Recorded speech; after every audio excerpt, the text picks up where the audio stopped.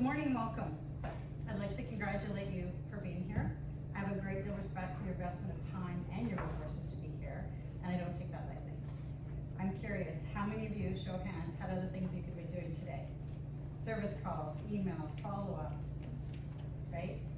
There's John. And my name is Shauna Roche, for those of you who don't know me. I'll tell you a little bit about myself in a minute here.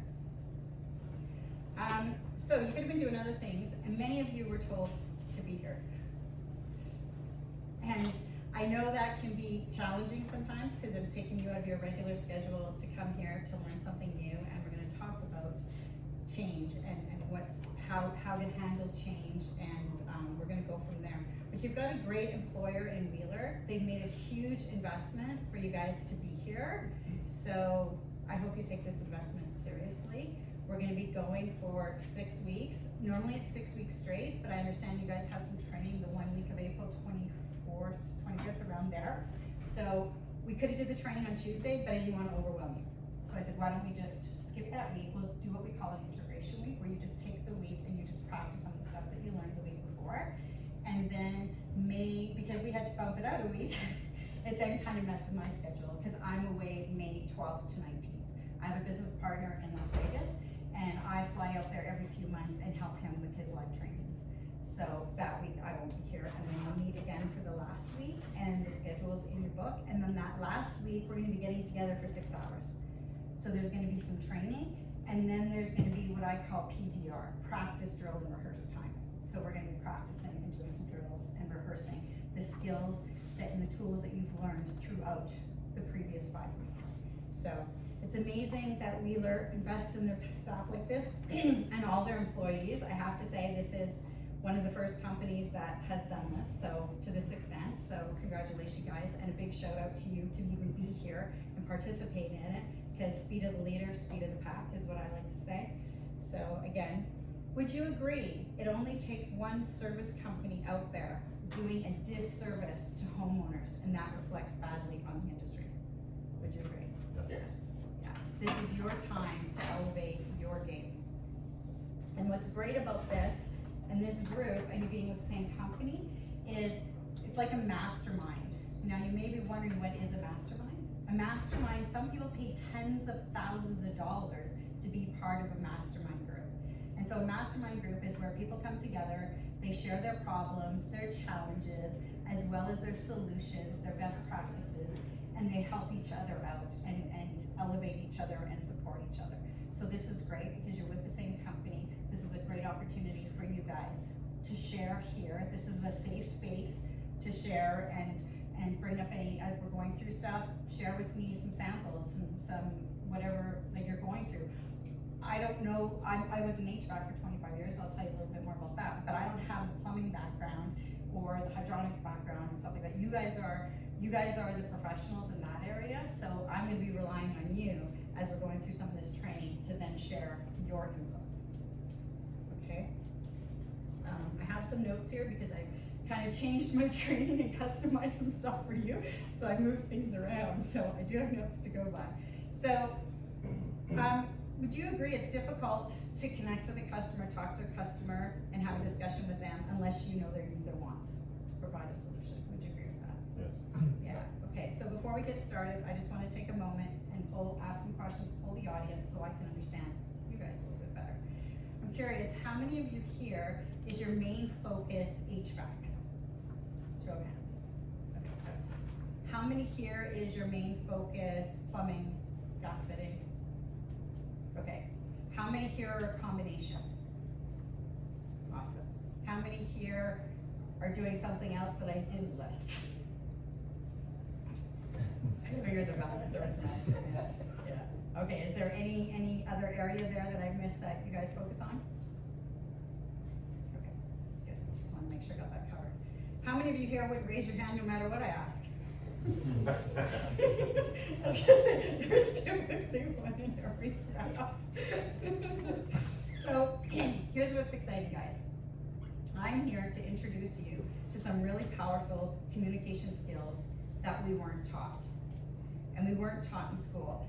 And this is gonna help you improve not only your personal and professional relationships, your business relationships, like this is gonna help you connect with your coworkers, your team, your managers, your children, your spouse, your partners. Like this is gonna help you in other areas of your life as well. I do throw a little bit of a caveat or a caution. Some of the stuff you're gonna learn here, I've had guys in the past who take home and they practice the crap out of it on their wives and kids. Oh, wow. Exactly. So I'm just saying, it's great to practice with each other, and it's great, you're gonna use some communication skills for your spouse and partners, but I do caution you not to overdo it, because you can drive them crazy, trust me, I've seen it. So, there's 4 goals as a result of our participation together. And many of you, how many of you provide quotes to customers? Okay, great, awesome. You're gonna discover how to shift from when you're giving the quote is, the idea is to sell them. You want a yes to the quote in order to sell them. So we're gonna shift from selling, your mindset from selling to enrolling. That's one of the big reasons we're gonna shift from selling to enrolling, because by shifting from selling to enrolling, you're now enrolling the customers, the homeowner, for their reasons versus being sold for your reasons. And it's a whole different mindset for the homeowners. So that's what's gonna earn you more customers, generate more revenue, you're gonna get better testimonials as well as traction. And 2, you're gonna discover how to confidently and effectively communicate with your customers to build rapport and trust. Now, why is that important? Does anybody want to share? Why is it important to build rapport and trust? Return business. Sorry, what was that? So that they can call us again and again. Yeah, return is great answers. Here's the thing, when you build that rapport and trust, people are more likely to ask you questions versus give you objections. And we're gonna dive into objections. We have a whole module on objections. Typically when people object to something, they need more information. And number 3, you're gonna discover how to position yourself as an educator, as a confident, competent service professional. Why? Because people will pay more for a service professional than they will for a salesperson. And people inherently want to buy, they just don't want to be sold to. So, and number 4 is to get you to think differently. We weren't taught how to think. We weren't taught what to think, we were taught how to think in school. By our teachers, by our parents. Finish this sentence for me. Money doesn't grow on trees. I see you have the same parents. So George Bernard Shaw said, how many of you think you think? Yes or no? Do we think? Yes. Actually, no. It's a trick question. George Bernard Shaw said it best. 2% of the population think, 3% think they think, and 95% would rather die than think. So, think about it. Most people don't think, like again, I said, because they weren't taught to think. So, you're gonna learn here a few areas where I'm gonna stretch you and to get you to think differently. So how many of you would agree communication is important in business? Show of hands. Awesome. It's important for you to lean in and listen to this, because this is gonna affect your relationships, both your personal, like I said, your business, your professional, your numbers, and yes, your sales. Communication is 90% of your success. I'll say that again. Communication is 90% of your success. And there are 3 types of communication. Number 1, first and foremost, is communication with yourself. That inner dialogue, that conversation you have with yourself, whether it's positive or negative. And we're gonna dive into that a little bit further. Second, it's with your relationships with your team, your coworkers. And then third, it's with your market, your prospective customers, your current customers, as well as like your suppliers. How many times has anybody here, because I know this never happens, where you have a call with one of your suppliers and you're communicating to them what you need for a job, and then you go to pick it up and it's not what you had and something went sideways with that. Does that ever happen? Yeah. I'm gonna show you an effective tool to help communicate as well for yourself and to then ask them to communicate better as well. So, but right now you may be wondering, who am I? Who am I up here to train you? Who am I to teach you about effective communication in sales? Well, it's not about me. It's about my wisdom. It's about my experience that I bring to the table, and I feel I would be cheating you if I didn't share this with you. I've been at this a long time, guys. I was in the HVAC industry for 25 years. 5 of it, I was a marketing manager of a little company called Emco. And then 20 years, excuse me, I was in sales for large commercial equipment, chillers, cooling towers, control systems, automation systems, and then also residential furnaces, air conditioning, and controls. I also sold rooftops as well. So I've been in the gamut. My 25-year career in the HVAC industry is quite a gamut of what I've been exposed to on a sales side and a marketing side. Also did some purchasing. So I'm pretty familiar with that part of the industry. But, and for you, also on top of it all, I left the industry, as I was telling Eric earlier, for 5 years. I went into the personal development and professional development training industry for 5 years and worked with some of the top gurus and top mentors in the world, success coaches, to learn about facilitating, training, building this kind of program so I could come back into the HVAC and be able to offer it because I think it's very valuable information. I've been speaking, I've co-authored 2 books, and I'm also a trainer. So I have a vast experience of knowledge and wisdom, and I'm here to support you guys and guide you through this as we go along. And maybe you've had a good experience in the past with some training, and maybe you've had a bad experience in the past. This experience that you're gonna have here during our 6 weeks together is gonna be different than I guarantee you than the training you've taken before. It's experiential learning. We're gonna be playing games. We're gonna be doing exercises. I'm gonna use metaphors. So we're gonna change, it's gonna be something different than the way you've probably learned before, but this is how people learn best. There's studies that show that you learn through games, exercises, and metaphors. I was teaching a class yesterday, and that was one of the comments I had at the survey at the end, is he said to me, he says, I really love the exercises we did today because I learned through the exercise why this is important to communicate this way. So I've got that for you guys. And how many of you would like to have less upset, less conflict, and more effective communication? Show of hands. Great, you're in the right place. So, and then imagine there's no good or bad, no right or wrong. It's just what is. The goal here is to take you from where you are to where you want to be.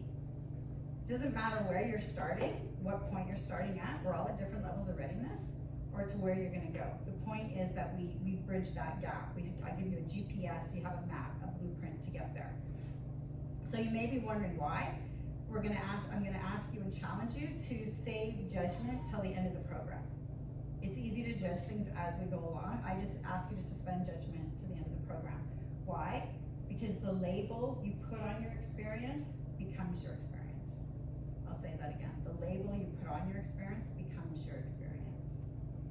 So, and then I challenge you to come with a beginner's mind. Come with that beginner's mind with open and curiosity, because a beginner's mind leads to creativity, it leads to discovery, it leads to asking questions. We're coming with a mind of I know that, I know it all. That leads to resistance, that leads to pushback. So as you go through this training, I also ask you to think about going through it from a teaching perspective, that if you were to teach this to someone else, to one of your coworkers, that allows you then to learn it at a deeper level if you were to teach it to someone else. So what's the first thing that happens when you build a property? Foundation. Awesome, thank you. Yes, the foundation. So that's what this week's about. This week is about the foundation. So we're gonna do the foundation part of the communications, and then we're gonna move up from there, and you're gonna learn some game-changing techniques today. And then from there, we're gonna build the second floor. And as we go on to the second floor, I'm gonna share with you some powerful and very powerful ways to have conversations and powerful questions to have with your customers. It's what causes them to make a decision. It's less competitive and easier conversations, you get better results. And then next, we're gonna build that level 3 and level 4, where it's gonna make a significant difference in how you communicate. That's where we're really gonna be shifting from from selling to enrolling your services and products.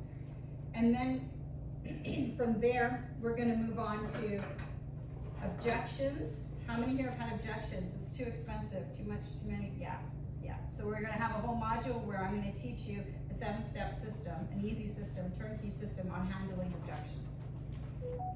And then we're gonna talk about referrals, how powerful referrals are, and a referral strategy for you guys. One that leverages the goodwill of your satisfied customers.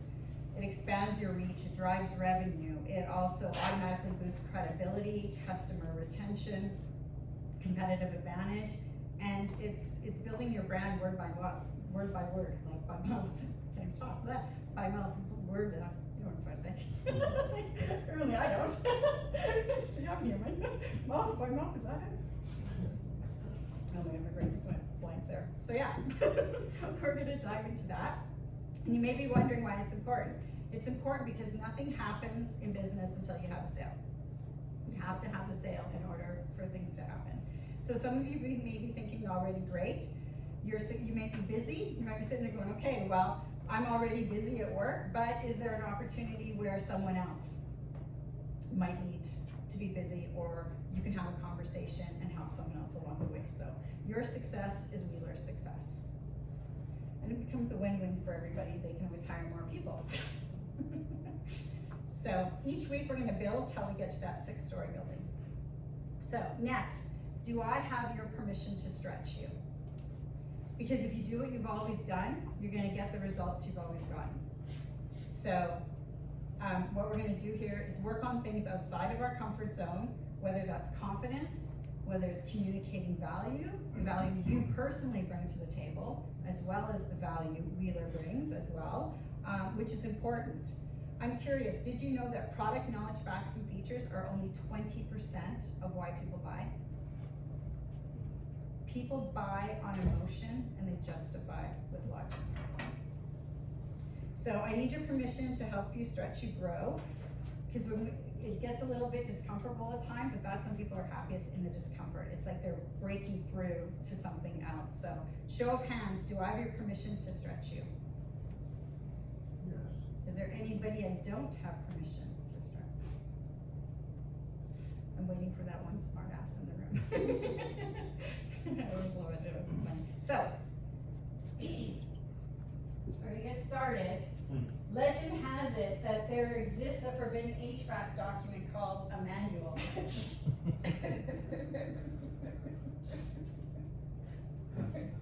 That's a great question. Come to think of it, I'm not sure what I'm trying to sell you. My face when my manager asked where the customers went after they walked in. I always like to start with some cartoons.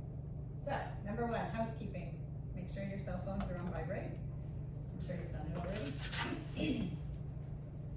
We already went through, the key distinction sheet. We did the other form. So the key distinction sheet. Obviously, you're not going to take your manuals with you everywhere you go, and you make notes in them. This is really important, guys. This key distinction sheet is for you to make a note as you hear things and things come up and I say things, or somebody else says something, and it's an aha, a takeaway, a key distinction. Write it on here so that you have a note of it, and then even more so, think about how you would apply that to your position and to what it is you're doing. And then at the end, what we're gonna do is we're gonna go around and I'll pick 5 of you just to share a key distinction aha takeaway from today's session. So every week you'll get a new one of these key distinction sheets. And we did the media release already. Commitment form we did. Okay, we're good. And the schedule, I went over the schedule. So we're good there. Okay.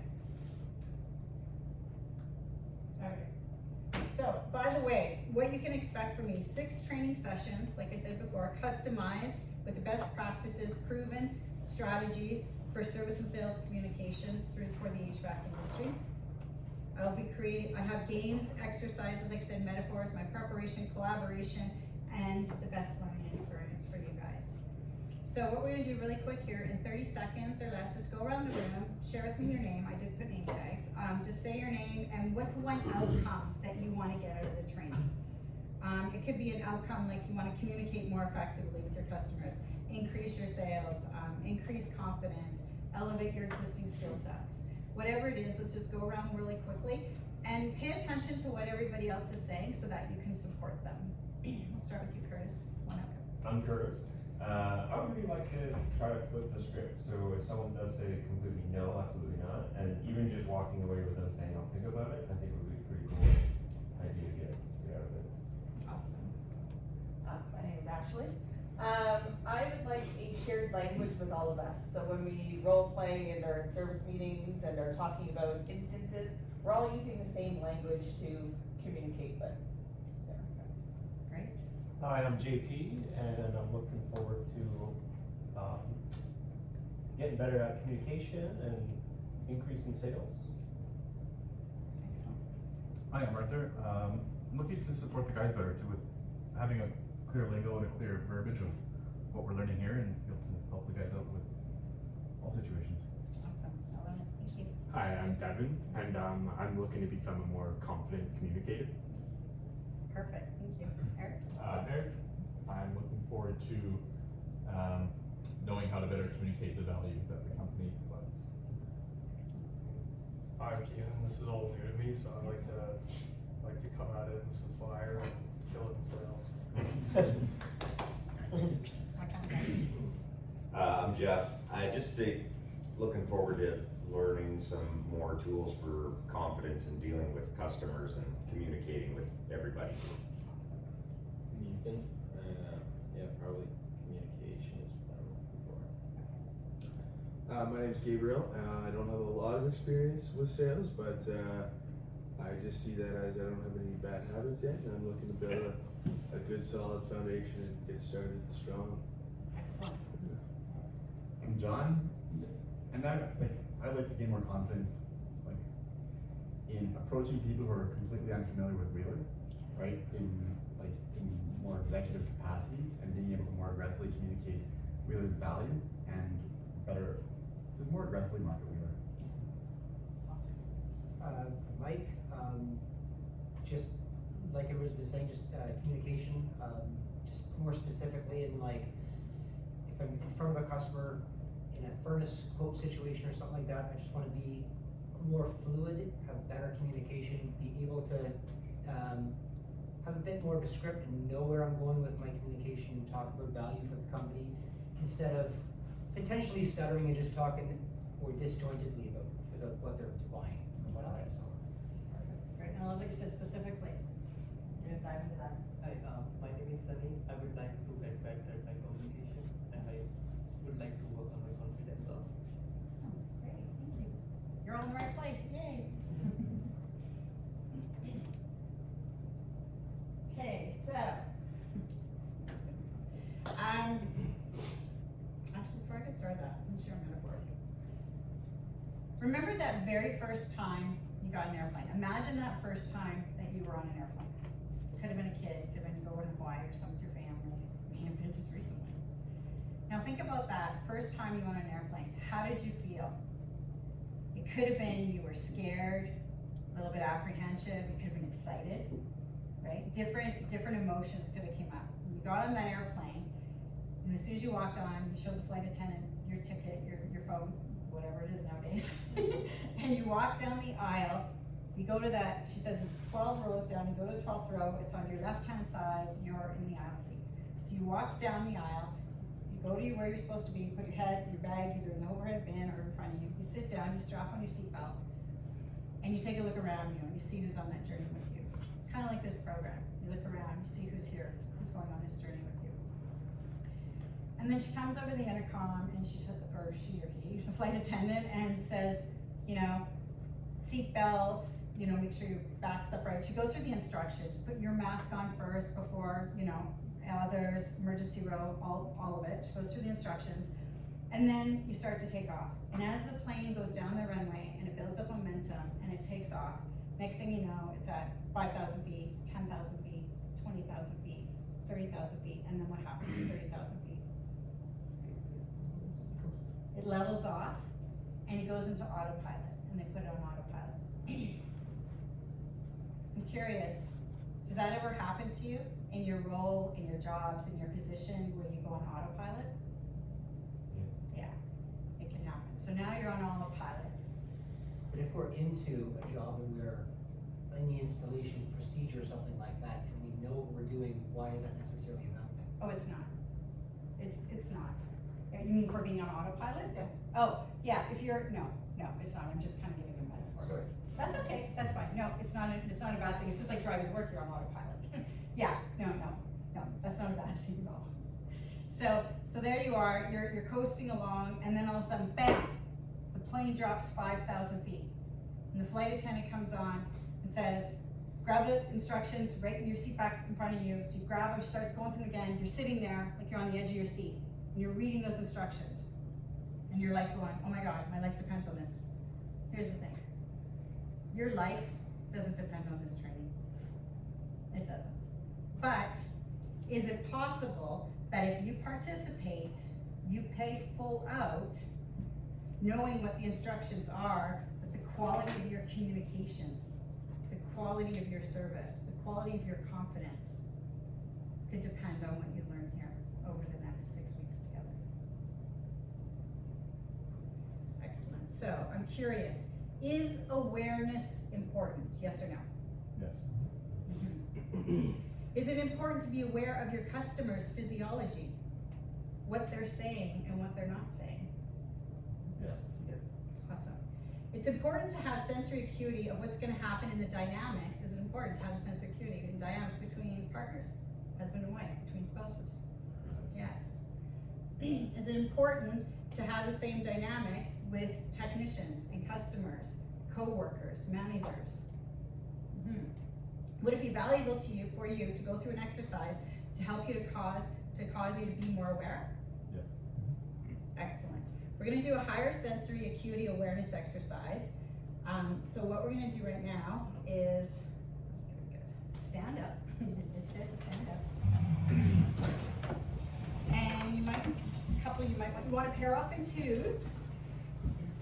And so you're gonna need a little bit of room here. Somebody can come in the middle if you want, or move over. So pair off in twos. Oh, there's an extra one. Okay, Ethan, come here, I'll play with you. Oh, that didn't sound right, sorry. Lucky guy. Okay, I was prepared. We're gonna make this work. So I'm gonna have the experience. Okay, so what we're gonna do is listen for instructions. I'm gonna have you guys, what you're gonna do is you're gonna face each other right now and be aware of the person you're looking at, their physiology. So what they're wearing, their hat, their shirts, their shoes, whatever they have on, just take a moment and study their physiology. Okay, so now what you're gonna do is you're gonna turn back to back so you can't see each other. You don't have to touch back to back, just give yourself some room. Because what you're gonna do is make 5 changes to your physiology. So go ahead and make 5 changes.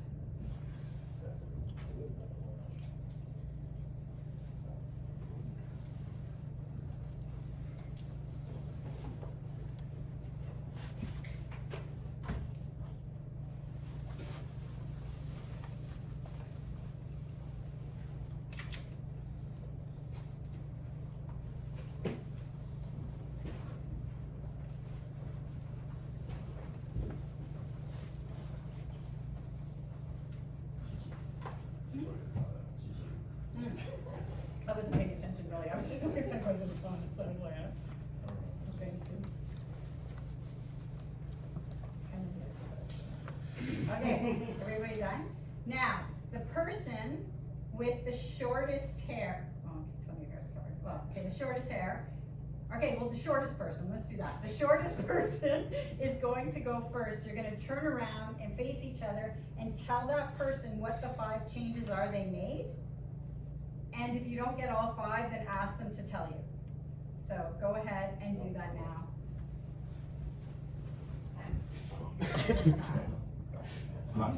Yeah. Yes. Yeah. Am I Two. Glass. You got that? Put your sleep. I don't know if I got 5 though. Okay. Put the sleeve. We're good. Excellent. Glasses. Oh, yeah, okay. You had to have these. Okay. Okay. For you, your glasses. Shoes untied. Is it hat backwards? Sure, it's just the thing in your Take my belt loop out. Don't change back, don't change, you guys, don't change back, stay the way you are. Yeah. That's all I got. Sleeve. They were out uniform. They were. Yeah. Your box hanging out. Come on, you're wearing so much. I know.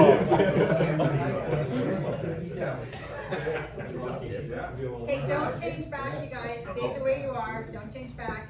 How many of you got 5 out of 5? I didn't. Okay, how many 4 out of 5? How many need a coffee? How many 3 out of 5? Awesome. I love it. So don't change back and then wait for further instructions again. So now you're going to go face back to back again. And stay fat until you're going to make 10 more changes. I'm okay with that. 10 more changes. I don't know, I'm only wearing so much clothing. Right now?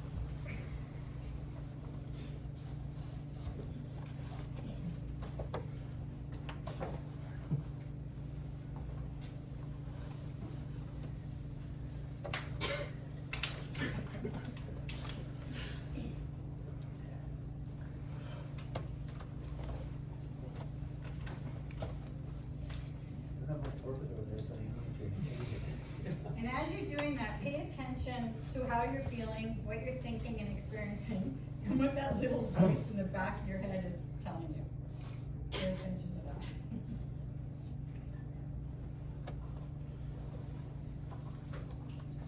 I hope Arthur's pants don't fall off. Yeah, exactly. I don't think. Okay. So now you're gonna turn around and the tallest person's gonna go first and make as many as the 10 changes that you can. If you don't know, ask the other person again. Okay, sweet. Okay. Shirt tucked in, your belt, your head, belt is undone. lost the shoe, untied shoe. That's rolled up. Six. Two more. Tuck in your shirt. Yeah. Knife? Yeah, that was it. Yeah.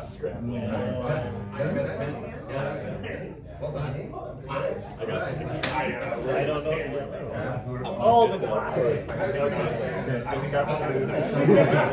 I don't even think I got that. I don't think that's all they do. Yeah. Yeah. 2. Hats. 3. Top. Sideways. 4. I tried to. No sweater. Yeah. I think that's about all. You can go 7 and 8 if you want. That's it. Sure. Yeah. I tried. They couldn't do it. Okay. You put your yeah. No free show today. No free Awesome. But just put it back on and button it up. How many, like, listen to the voice again, don't change it back, it's the same. Mm-hmm. How many of you got 10 out of 10? 9 out of 10. Awesome. 8, 7, 6, less. Need more coffee. Okay, awesome. Okay, now turn around again, back to back. Pay attention again to how you're feeling, what you're thinking, what that little voice is saying. And make 20 more changes. 20. Beach button count.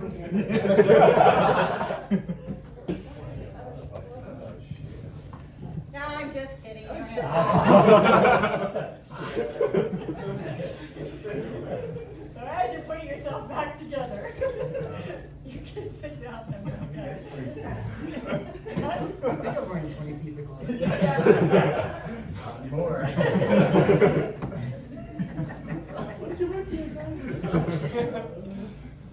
I'm gonna say Chelsea has to be involved in every future.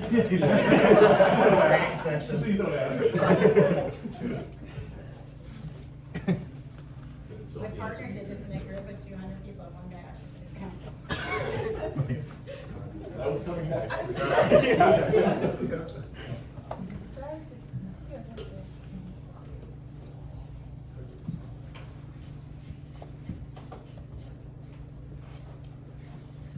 You're not just Start selling his carrying boots. tool When he wears- What's He's just selling his boots with his. Well, you say like I have balls.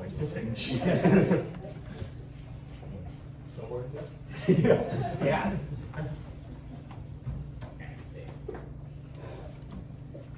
Less time bent over. So think about what you were going through. Anybody want to share what they were going through, what they were feeling, what that little voice was saying? Confusion. A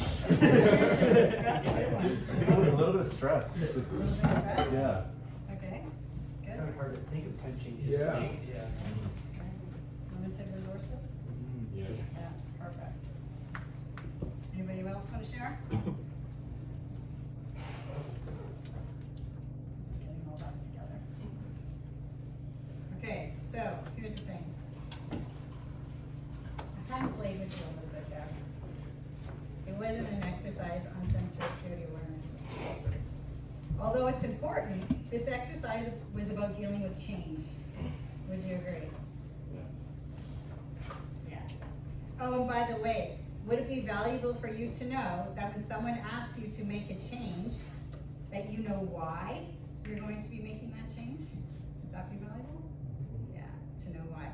What's expected of you, what you're gonna go through psychologically, stressed out, confused as you're making that change, right?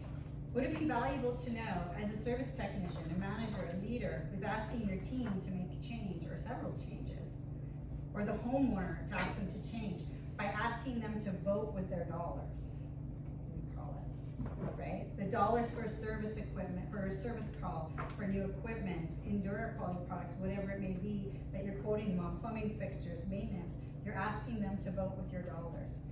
So how about paying more even as well, a homeowner, if you go in the job and all of a sudden you need more ductwork, or you need more of this, or you need more of that, right? You're gonna be asking them to make a change.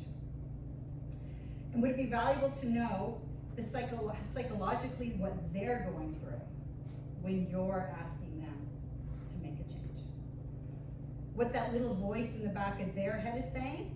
Because it could be a quote, it could be like $8,000, $10,000, $28,000, in your case, $85,000. Like, because you guys deal with a lot of wealthier customers. But I'm sure you go out on service calls where there are customers that aren't as wealthy, right? They may be thinking, you know, they might feel uncomfortable, it might feel awkward for them, right? Maybe they can't afford it right now, or they weren't expecting it, or planning on it, or budgeting for it, in most cases. They may also feel that they have limited resources. They might possibly able to make payments, depending on what it is. Like on the wealthy clients, it might be like, well, I'd rather spend this money on cars, boats, trucks, other things as well, right? What was that? Sorry. Yeah, it's okay. But that's what they're going to go through, and you're going to go through it as I share new and different ideas with you, like you just saw here, right? When I ask you to make a change or to engage and communicate in a new way with the customers, your homeowners, with each other. It's gonna be new and different. Doesn't mean it won't work. It just means the first time, it's gonna feel awkward. Just like going to the gym and working that muscle, the very first time, it's awkward and it can be sore. But when you don't just do it once and say, thank God that's over with, look at me, I'm like Arnold Schwarzenegger over here. No, you keep going to the gym and you keep building and you keep working on that muscle and it gets more and more comfortable. Same thing with being an apprentice and starting out. That very first service call, that can feel awkward and uncomfortable. Then once you get going and you get the experience and the wisdom, you gain the confidence and it becomes easier and easier. So let's go through the 7 dynamics of change that you're likely gonna go through in this program. So you can turn to page 2 in your manual. And we have some fill in the blanks here. And this, and your customers, the homeowners, again, like I said, they're gonna be going through 7 dynamics of change when you're asking them to vote with their dollars. So what are they gonna feel like? How many of you agree that in the world, in the world and in your business, and in your business even, as you guys have kind of run your business within the business, how many would agree that there's a lot of changes going on right now? Yeah. Here's one of my favorite quotes by Eric Hoffer. He says, in times of change, the learners will inherit the earth, while the learned will find themselves beautifully equipped to live in a world that no longer exists. So good on you for being here and learning. We're going to start in your manual. The very first one is, when change occurs, understanding the psychological impact of it, when change occurs, it's likely you will feel awkward or uncomfortable. Number 2, you will feel isolated or alone. Number 3, feel you can only handle so much at one time.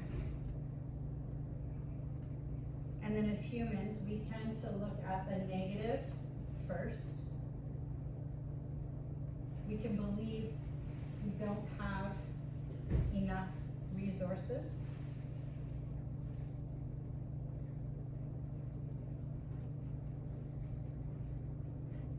And then be at different levels of readiness.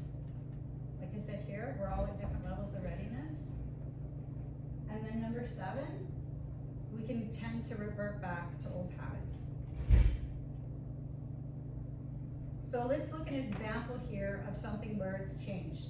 I know this has come up with several contractors that I interviewed. I interviewed several contractors over the past year.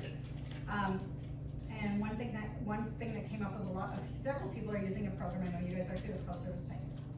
So let's look at something like that for an example, when you're using a new program and it's different and it's a change. Is it possible that the first time you used Service Type that it felt awkward and uncomfortable? Right? Sometimes you may have felt like you felt isolated and alone using it, trying to figure it out on your own maybe, or just at a job and you're getting frustrated. You felt like you could only maybe handle so much. Tend to look at the negative first. Again, believe you don't have enough resources, don't have enough time to do what needs to be done for the program, and be at different levels of readiness. Like I said, some of you may have taken the program. I was talking to a few guys yesterday, and one guy loves it, and he dove right in, and he's all about it, and then another guy was just like, he was struggling with it. It took him a while to get used to it. So again, the one guy that was struggling with it, right away he wanted to revert back to old habits. So this is normal. This is being a human being. So 7 dynamics of change. Is it possible that during this exercise, some of you may have been thinking you didn't have enough resources? Right? That came up. Is it that you didn't have enough resources, or you weren't being resourceful enough? I'm gonna let you sit on that for 1 second. Why? Is it limited resources or not enough resourcefulness? You may have placed limitations on the resources that you had on your physiology. There was stuff all over the room you could have picked up. I picked up a mug, I picked up my remote, I picked up different things. You could have come up here and grabbed something and held the coffee, picked up your coffee mug, stuck a pen in your pocket, right? There's resources all around us that sometimes we're missing. We tend to sometimes limit ourselves to what we just think, right? There can be some limitations there. Many of you place limitations on, I just said that part. Is it possible in your business, in your role as a technician, meaning right now you think you don't have enough time? That can come up, enough time in the day. You don't have enough, it could be you don't have enough service calls or enough maintenance contracts. Or as an owner, you don't have enough leads coming in. Is that because you're only looking for your marketing campaigns to pay off? Right? Look around, getting more referrals. Massive database to go into referrals with. I'm going to teach you about referrals. I'm excited for that for you guys. We're going to dive into that in Module 5. Oh, and by the way, how you show up through games and exercises is often a reflection of your true behavior. So congratulations for playing full out. Often it's how you show up outside of the room. So ask yourself, if you said, well, this is dumb, I'm not going to play. Is that how you're showing up outside in your role, in your position, right? Is it possible that you're showing up? Is it possible that you didn't think you had enough resources or you may have quit too early? So it's going to feel awkward and uncomfortable, like I said, and that's normal. It's like going to the gym and building that muscle, right? But the more you go, the more comfortable it gets. Discomfort is actually a positive sign, not a negative sign. So if you're doing something and it feels uncomfortable, it's actually a positive sign. Because it's uncomfortable because you're doing something new. It's when you get through that and you push through it and you do it, that you gain the confidence, you gain the experience, the wisdom, the knowledge, as you move through the uncomfortable part of it. Using a program for the first time, as you go through it, you start using it, it becomes secondhand, it becomes easy. Right? So you gain the experience, same thing like I said with the apprentice in that first call. So I'm curious, did you know that in the last 3 years, 90% of the world's data was either created or brought to your attention? 90%. Imagine how fast change has to happen for that. Pretty crazy. So page 3 in your manual, we have timeless communication. Service and sales are a form of communication. So why do we communicate? Anybody want to shout it out? Why do we communicate? To meet our needs. Meet your needs, okay. Oh, I didn't put your hand up. Anybody else want to share? Why do you communicate? So that we'll know what's going on. Okay. Understand. Okay. Those are all great answers, and there are only 3 reasons why we communicate. Number 1 is to feel good. Would you agree that your reason for communicating is to cause the person you're communicating with to feel good? The customer, the homeowner, to feel good about the decision they've made, to feel good that they made a smart choice, to feel good that they're comfortable in their environment. So it's to make them feel good. Next is to stop feeling bad. And then third is to create a new result or outcome. And by the way, if you create that new result or outcome, you stop feeling bad and you start feeling good. So every form of communication is either a response or a cry for help. And the quality of your communication is the result you get. You must take responsibility for the outcome you get. Why? Because responsibility is the key to freedom. You might say, well, yeah, I get it. But if you think about it, if you don't get the outcome or the result you're looking for, whether it's that enrollment, whether it's in a maintenance agreement, if you don't get the result, what that's saying is you must take responsibility for your part of it in that communication, of your communication. And when you do that, responsibility becomes the key to freedom. And if you want to feel free, take responsibility for your outcomes, your results, the communications with the homeowner. Can't blame the homeowner or the customer, can't blame the weather, forest fires, the lack of training, this or that. It causes you to take control of your communication and therefore responsibility of how things turn out. And if you're feeling, you have that free feeling in the communication, that's the freeing feeling that you have when you're communicating from this type of communication. Now, there's a big difference in responsibility to and responsibility for. So example, I'm responsible to you to provide the best program, the training, the tools, based on the situation, based on the interviews I've had with a few of you, the conversations I've had with Eric, Arthur, and Ashley. So it's my responsibility to provide that to you for you to improve your skills and knowledge and improve your communications.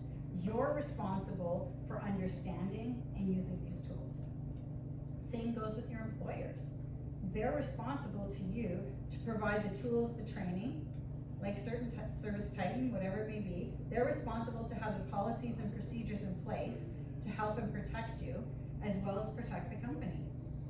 You're responsible for using the tools, applying the training, and following the policies and procedures.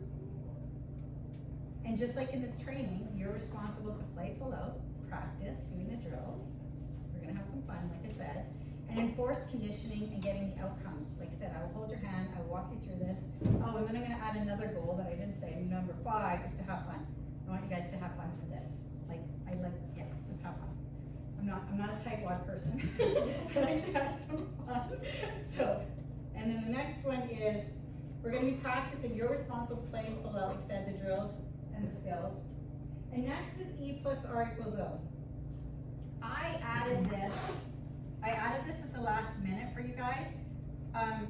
This has to do, I teach a whole module in my personal and professional development called Taking 100% Responsibility. I'm not gonna dive into that, but this equation has been taught to probably hundreds of thousands of people around the world. This is game changer for most people. It was life changing actually for me in a situation years ago. So the whole thing here is, whatever the event is, you cannot control the event. The event is the event. All you can control is how you respond to that event to get the outcome. And if you don't like your outcome, take a look at your response. How are you responding to that? I won't go deep into the situation, but I had a situation when I left the HVAC industry. I was in a very toxic environment. It wasn't good for me at all. And it was one of the reasons why I left. I needed to go on a journey, go for a break. And it wasn't until I dove into the personal and professional development, started working with a gentleman named Jack Canfield. He's also known for Chicken Soup for the Soul books. He has a book called Success Principles, and I'm actually a certified trainer with him. And I went through his training, and I learned this, and we talked on this, and all of a sudden I realized that that toxic environment was just the event. I started realizing how I was responding to that event, how that played on the outcome I had that led to me then saying, F it, I'm done, I'm out of here. So I started looking at that going, I couldn't control that event. However, if I had responded differently to that event, I would have had a different outcome. So I just wanted to share that with you. This is really, to me, this is so valuable to know, because you can look at whatever situation, wherever you are in your life, okay, what's the event, how am I gonna respond to this? So I wanted to share that with you. Next, we're going to, rapport is created, actually communication builds rapport. Let's do one other thing too first. Rapport is created when another person has trust and confidence in you. Would you agree? Yes. Yeah. Here's the thing. It can either be gained or lost through communication. There are 3 major ingredients that make up your communication, and we're gonna dive into that in 1 second. Does anybody know the OK exercise? Has anybody played the OK exercise? Okay, stand up for a minute. Stand up. Please stand up. That's not the boss.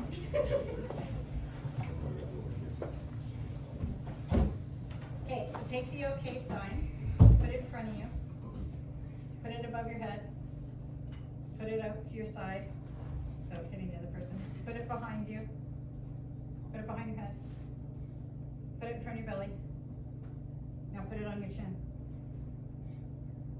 Cause I said to put it on your chin. Oh, my watch.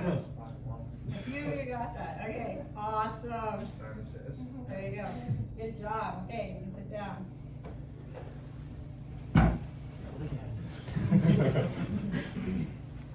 What does that mean? If I say okay, you're gonna say okay back. Basically. I asked you to put it on your chin, where'd you put it? You follow the physiology and swim. Yep, exactly. That means that there's times when you are emailing quotes, you could be emailing a quote, you could be handing over a quote, you can be having some sort of communication.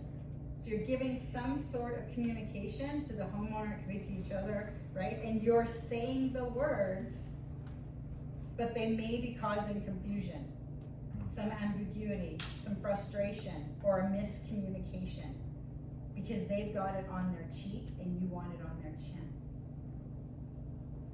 Why does this exercise matter? Is it possible that your customers are not necessarily listening to the words you are saying? Is that possible?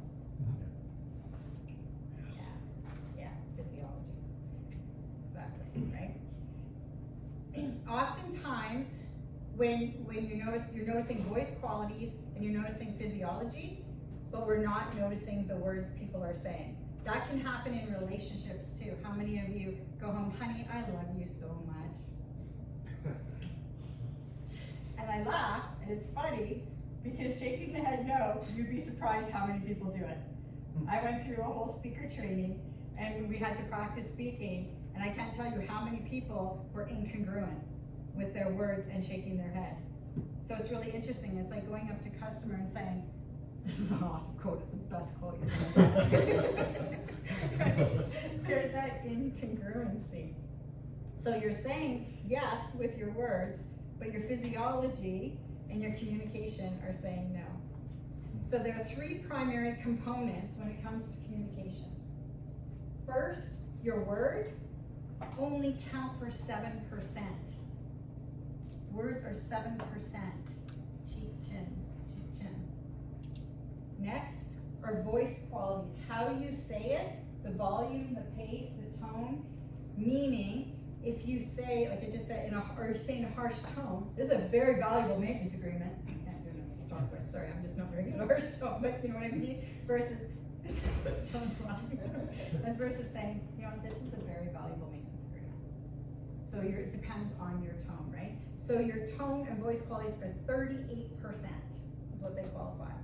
Then your physiology is 58%. Your body language, your gestures, your expressions. This is going to be really, like I said, this is where you're saying, again, this is going to be a really valuable maintenance agreement. And if you're congruent with your words, your physiology, it's going to land. If you hand it over to them and you're like, this is going to be a really valuable maintenance agreement, and you're quiet and your eyes are done, what's that going to look like? It's not very congruent. So, your physiology and your qualities of your voice must support what you are saying in order to be congruent and in order to establish that rapport and that trust with the customer. Now, it's cool to know the numbers. It's 7% voice qualities, 7% words, 38 voice qualities, 55 physiology. And the only reason I'm sharing the numbers with you is because your goal is to be congruent and to be aware. And one of the things I love to say over and over, and you'll hear me say it, is awareness leads to understanding. Awareness leads to understanding precedes change. So you have to be aware of something first in order to understand it, to then make the change. And the only reason I'm sharing these numbers with you is your goal is to be congruent. So when you're talking to the homeowner, it's message sent is message received. So So remember, you don't need to remember the numbers, just remember your physiology and your voice qualities reinforce your words. Yes.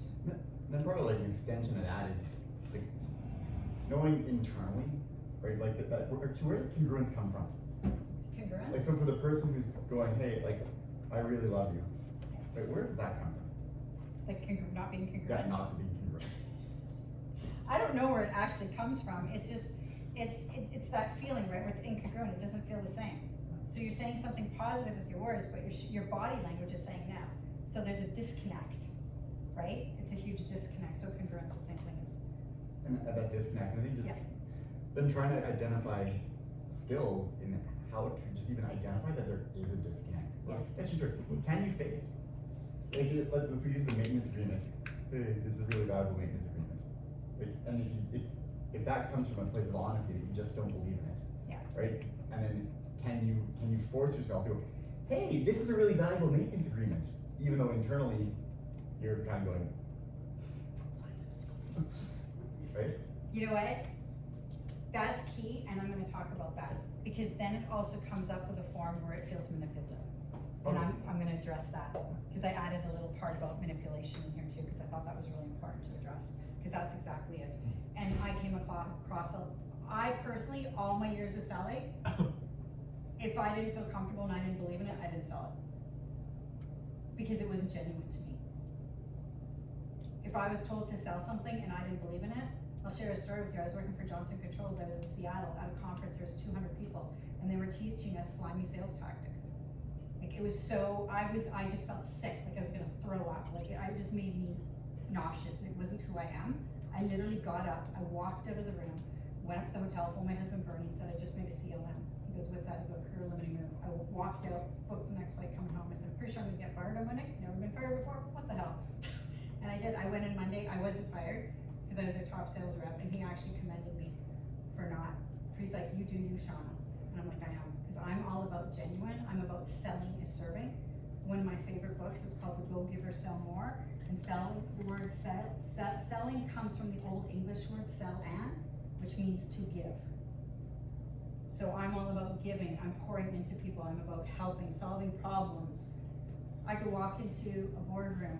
Instead of trying to sell a chiller and a package, I would shut my laptop and I'm like, okay, let's talk about service. What's gonna happen once this is put in?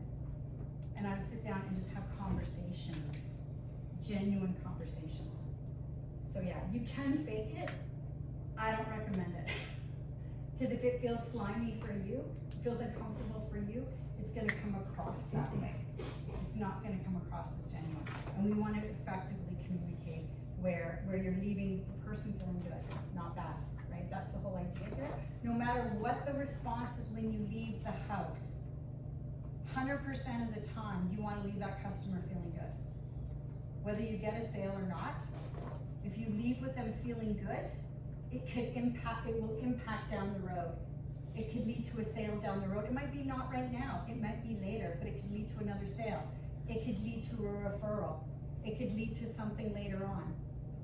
So you always want to make sure that I call it selling from the heart, like coming from your heart, having genuine conversations, caring about people. So yeah, that was a good point. That was a little, but I'll talk about that too, because that's a really good point. So you want to be congruent so there's no disconnect. So it's not what you say, it's how you say it. And more important, the order or the syntax in which you say it. Like I said before, facts and features are only 20% why people buy. They're important, don't get me wrong, they're very important. It's the order of which you have them in the conversation that changes the conversation being an effective conversation versus them feeling like they're a transaction. Them being sold to versus enrolling for their reasons, not yours. You don't want the homeowner feeling like a transaction or a customer. Okay, so we're gonna take, because we started a little bit late, but we're good on time. Everybody wants to look at their watches. We'll take a 10-minute break and we'll come back here in 10 minutes. So what time is it now? I got 20 after? JP, there's a gym right there. You can just go bang out a bit, like. Let's skate do man it. workout. Nine Let's to go, let's 21. throw down some weights. It's Full of 9:31. goals. So be back here at 9:31. You're thinking about it. Bench press time. Arthur? Oh, you have a different t-shirt. It's the Yeah, old this is style. those.